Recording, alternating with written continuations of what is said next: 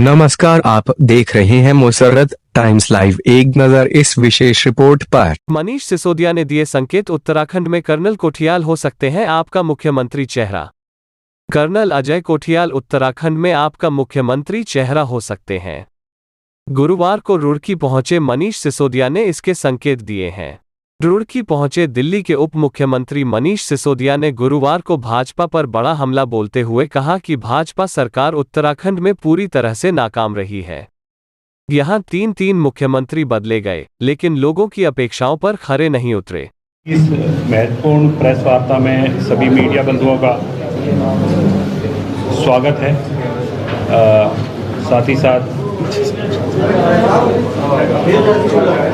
थोड़ा एक बार सेटल हो जाए शांति से।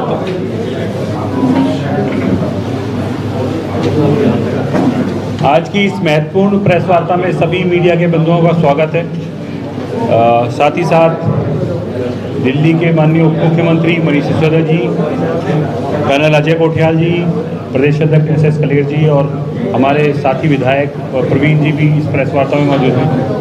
सबसे पहले मनीष जी अपनी बात रखेंगे और उसके अंत में फिर हम सबके सवाल लेंगे। माननीय उप मुख्यमंत्री मनीष सिसोदिया जी। धन्यवाद दिनेश जी।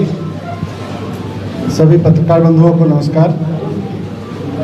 इसका इको बहुत हो रहा है, इसको कुछ कम, बहुत ज़्यादा इको। आज उत्तराखंड आगमन के दौरान रुड़की में जीवनदीप आश्रम जूना अखाड़ा में महामंडलेश्वर स्वामी यतीनानंद गिरी जी के आग्रह पर आज यहाँ पर आगमन हुआ और उनके द्वारा आयोजित शतचंडी महायज्ञ में शामिल होने का अवसर मिला। मुझे बहुत सौभाग्य है मेरा कि आज इतने दिव्य यज्ञ में मुझे स्वामी जी के आग्रह पर, आमंत्रण पर यहाँ शामिल होने का अवसर मिला। बहुत दिव्य अनुभूति हुई। वहाँ वेद मंत्रों के द्वारा माँ भगवती की पूजा की। मैं खुद माँ भगवती का उपासक हूँ, तो मेरे लिए सौभाग्य की बात थी। मैंने अपने परिवार के लिए, अपने दिल्ली परिवार के लिए, उत्तराखंड परिवार की खुशहाली के लिए, पूरे देश की खुशहाली के लिए माता से आशीर्वाद मांगा, प्रार्थना की माता के चरणों में। और उसके बाद मैं शहर के अलग अलग कुछ क्षेत्रों में जाके आम लोगों के बीच गया।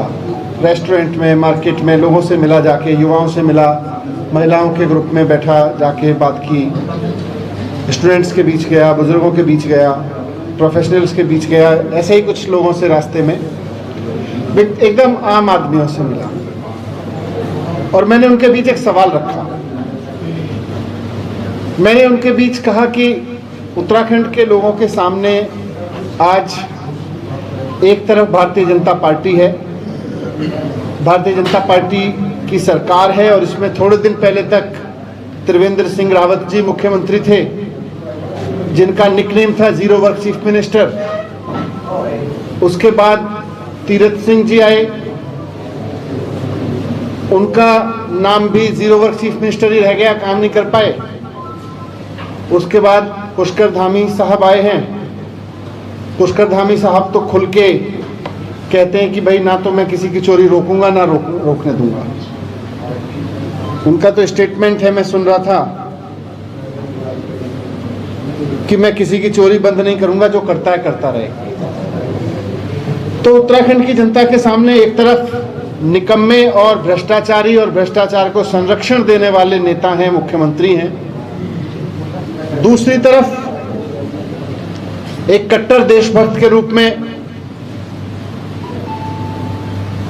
आम आदमी पार्टी के नेता कर्नल कोठियाल साहब हैं, जिनकी ईमानदारी की, जिनकी कर्तव्य निष्ठा की, जिनकी मेहनत की, जिनकी देशभक्ति की कस्में देश भर के लोग खाते हैं, जिनका पूरा जीवन देश के लिए कुछ करने और बलिदान देने, अपने आप को संकट में डाल के भी देश की सेवा करने के भरा रहा है। वो देवभूमि के लाल हैं। तो मैंने आज वहाँ पर पूछा लोगों से, जब मैं अलग अलग ग्रुप से मिला तो मैंने पूछा कि उत्तराखंड का मुख्यमंत्री कैसा होना चाहिए? भ्रष्टाचारी है, भ्रष्टाचार को संरक्षण देने वाला, या देश की सेवा करने वाला ईमानदार मुख्यमंत्री होना चाहिए, कट्टर देशभक्त होना चाहिए, कर्नल कोटियाल साहब जैसा। तो वहां तो युवाओं ने भी कहा साहब अगर कर्नल कोटियाल साहब जैसा, बहुत पॉजिटिव रिस्पांस मुझे मिला मेरे सवाल के जवाब में। मेरा सवाल स्पष्ट था कि क्या कर्नल कोटियाल जी जैसा व्यक्ति उत्तराखंड का मुख्यमंत्री होना चाहिए। ये तो मेरी एक छोटी सी यात्रा थी, मैं यज्ञ में शामिल होने आया था, तो इस अवसर का इस्तेमाल मैंने उत्तराखंड के एक शहर में छोटे छोटे समूहों के सामने किया। आज मैं प्रेस के माध्यम से, मीडिया के माध्यम से यही सवाल उत्तराखंड के सभी भाइयों और बहनों के सामने रखना चाहता हूं। जैसा मैंने कहा, छोटे से समूहों में मैंने जवाब दिया तो बहुत उत्साहजनक था मेरे लिए तो, पर मैं उत्तराखंड के तमाम वोटर्स के सामने, उत्तराखंड के बच्चों के सामने, उत्तराखंड की महिलाओं के, भाइयों के, बहनों के, बुजुर्गों के, सबके सामने आज ये सवाल रखना चाहता हूं कि क्या कर्नल कोटियाल जी जैसा व्यक्तित्व उत्तराखंड का मुख्यमंत्री होना चाहिए। मैं आज आप सब पत्रकार बंधुओं से भी अनुरोध करूंगा कि मेरे इस सवाल को जनता तक पहुंचाएं, ताकि जनता अपने दिल से इसका जवाब दे सके कि क्या कर्नल कोटियाल जी जैसा व्यक्ति उत्तराखंड का भावी मुख्यमंत्री होना चाहिए। तो यही सवाल रखने में आपके सामने प्रेस कॉन्फ्रेंस में भी आया था। मैंने थोड़े से लोगों से पूछा था, जवाब बहुत पॉजिटिव था।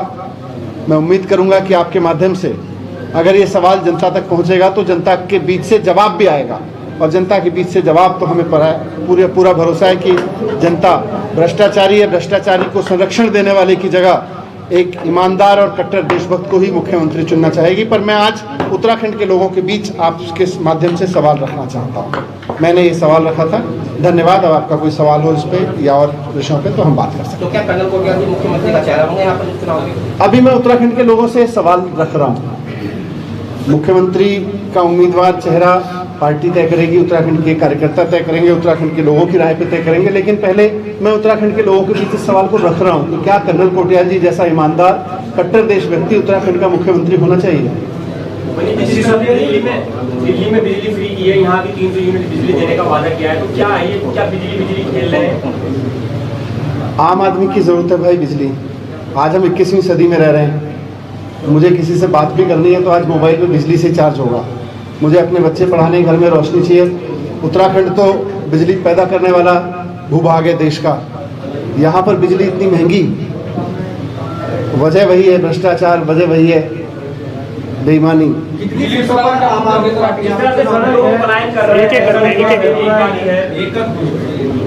जैसा पार्टी तय कर चुकी है सभी सीटों पर चुनाव लड़ेगी। सर, शिक्षा को लेकर क्या कहेंगे? उत्तराखंड में दिल्ली की तरफ बताया जा रहा है शिक्षा को लेकर। उत्तराखंड में शिक्षा का स्तर आप पिछली बार आए थे, यहाँ पे निरीक्षण करा स्कूलों का जाके किस तरह से आप उत्तराखंड के लिए बहुत बड़ी समस्या है अच्छी शिक्षा ना मिल पाना।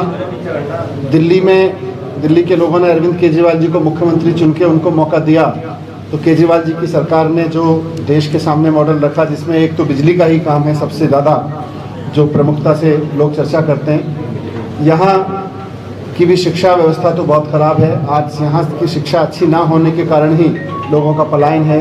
बेरोजगारी की वजह भी यही है कि यहाँ क्वालिटी एजुकेशन नहीं मिल पाती है लोगों को। आपने दिल की बात कहनी है, जो बात कही, मैंने यही सवाल रखना था सर, यही सवाल जिसका मैं उत्तराखंड में आम आदमी पार्टी पुराने चेहरों को दरकिनार कर नए चेहरों को मौका दे रही है, ये क्या हम तक से है? पार्टी तो शुरू हुई है, पुराने और नए सब मिलकर लड़ेंगे। उत्तराखंड सब उत्तराखंड के लोग। सिसोदिया जी जो कांग्रेस से बीजेपी में गए थे 11 साल में, क्या उनके लिए आम आदमी पार्टी का दरबार खुला हुआ है? अभी हमारे साथ तो ऐसी किसी की बात नहीं हो रही है। कोई बात नहीं। अगर वो आना चाहें तो उनके लिए आपकी कोई बात? वो डिपेंड करेगा कौन है। देखिए, हमने ये हमेशा से कहा है कि CCC का फॉर्मूला निश्चित तौर पे हमेशा से आम आदमी पार्टी के एजेंडा में रहा है। कोई भी करप्ट कम्युनल या करप्ट व्यक्ति हमारी पार्टी का हिस्सा नहीं होगा। अन्यथा ये जो भी आम आदमी पार्टी में सम्मिलित होना चाहता है उसको ये 3 अग्नि परीक्षाएं देनी पड़ेंगी, और जो भी इन 3 अग्नि परीक्षाओं को पास करेगा उसका फिर आम आदमी पार्टी में से किसी को नहीं लिया जाएगा। देखिए, मैंने आपको बिल्कुल स्पेसिफिक बता दिया, किसी इंडिविजुअल की मैं बात नहीं कर रहा हूँ। हमने एक बार लगा दी कि कोई भी करप्ट कम्युनल या क्रिमिनल व्यक्ति आम आदमी पार्टी का हिस्सा नहीं होगा। अभी तक आम आदमी पार्टी वो वॉशिंग मशीन ईजाद नहीं कर पाई है जिसमें से एक तरफ से भ्रष्टाचारी को डालो और दूसरी तरफ से साफ आदमी निकलता है। ऐसी वॉशिंग मशीन केवल भारतीय जनता पार्टी के पास है। यानी आम आदमी पार्टी में यही स्थिति रहेगी जो पहले और पार्टियों में रही है, कोई भी किसी पार्टी से चुनावी वक्त में आ जाता है उसको टिकट दे दिया जाता है। मैं तो आज जो मूल सवाल है आपके बीच में कौन आ सकता है वो बहुत बात की बात है, वो आएगा कि नहीं आएगा, कौन कल्पित आदमी है, वो सब बहुत दूर के सवाल है। आज जो सवाल है उत्तराखंड की जनता के सामने मैं रख रहा हूँ और बहुत आदर के साथ रख रहा हूँ कर्नल साहब के प्रति और उत्तराखंड के वोटर्स के प्रति कि क्या उत्तराखंड के लोग कर्नल साहब को देखना चाहेंगे मुख्यमंत्री के रूप में। ये मैंने सवाल रखा है। मुझे पूरी उम्मीद है कि इस पर आप लोग भी चर्चा करेंगे। मिल तो बहुत लोग रहे हैं।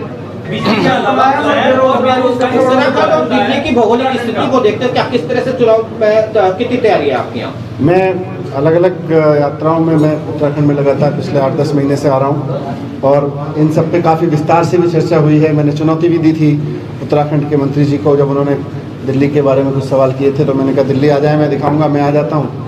तो उन्होंने उससे भी भाग गए। वो पलायन, बेरोजगारी, उसका सबसे बड़ा कारण शिक्षा और स्वास्थ्य की सुविधाओं का ना होना है।